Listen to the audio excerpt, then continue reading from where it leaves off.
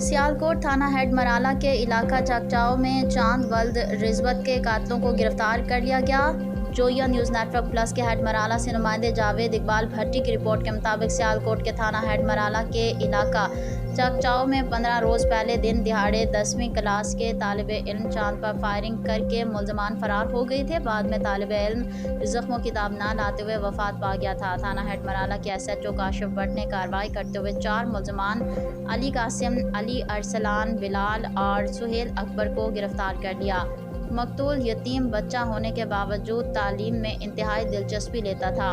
अफसोस के उसके दुनिया छोड़ जाने के बाद मैट्रिक का रिज़ल्ट आया तो उसने 1000 से ज़ायद नंबर हासिल किए। DPO सियालकोट का कहना है कि हस्बे ज़ाब्ता कार्रवाई अमल में लाई जा रही है और मुलजमान को सख्त से सख्त सज़ा दिलवाई जाएगी।